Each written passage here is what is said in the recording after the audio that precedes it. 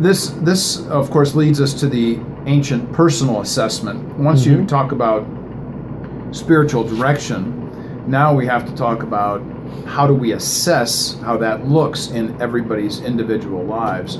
So you use actually an ancient personal assessment of people's gifts. Tell our listeners about the 9 types test that you use.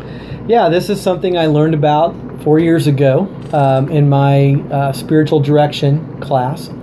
I literally use this, and I'm not kidding, almost every day that I am using what's called the Enneagram, or the 9 types.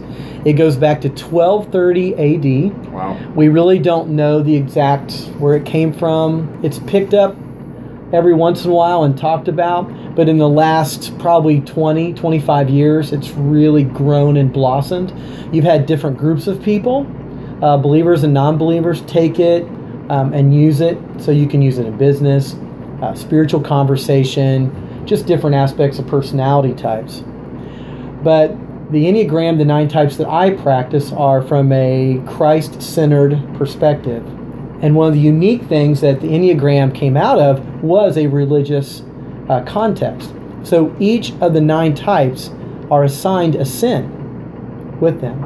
And when you find out what your character is, your number is of the Enneagram, along with that comes a sin as well, which is very helpful because, again, going into the time of reflection, you say, oh, this is the one sin that I really deal with. So the Enneagram 9 types, again, I'll use horizontal. So you think of a circle, and there's 9 numbers.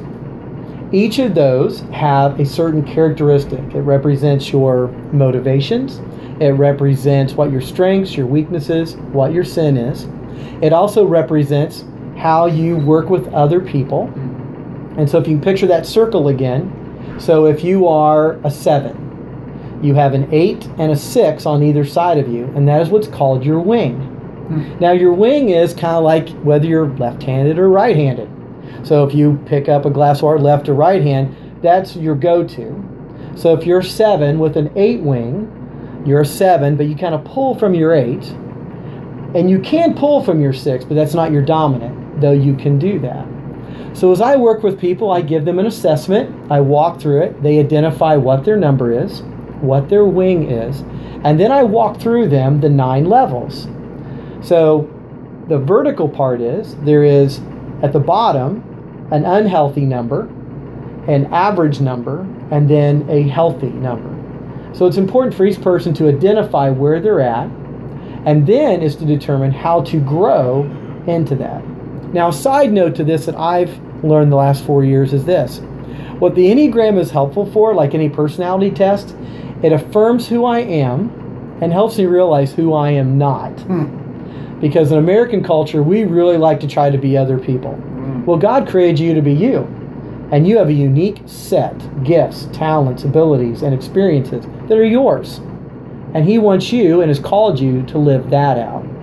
So the Enneagram, how I use it, also has a list, 2 lists that I think are important. One is, how do you talk to someone else? Like if you're having a conflict, it actually gives a list of questions or statements to say, here is how I'd like for you to talk to me, or how you can help me.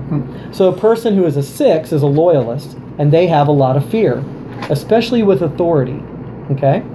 And so they can go to their boss, and I had a client do this. They go to their boss and say, you know what? It would really be helpful for me to give very clear directions because I'm feeling kind of lost right now. I want to be a good employee, but I need you to tell me. So he went in with 3 statements and questions for his boss, and his boss is like, this is amazing. I've never had anyone come to me and say, wow, that's really helpful. Now I know how to help you. Now I know how to make you a good employee. So that's the one thing. The second part is there are self-affirming or directives to give you to how to grow into your number, into maturity. And so someone like a 1 who is a reformer, they believe in what is good around them, and they want good for them, and they want good for everyone else. But they also have an inner judge, and they are really hard on themselves. So the Enneagram helps identify that And one of the questions I ask when I do counseling is, so how are you doing with your inner judge this week? Oh, it's horrible. Every time I turn around, I can't do anything right, blah, blah, blah, blah. Well, see, an 8 never asks that question. An 8, who's a challenger, they're just moving forward. They're trying to get things done. They're trying to change the world that way. But a 1 takes it personal.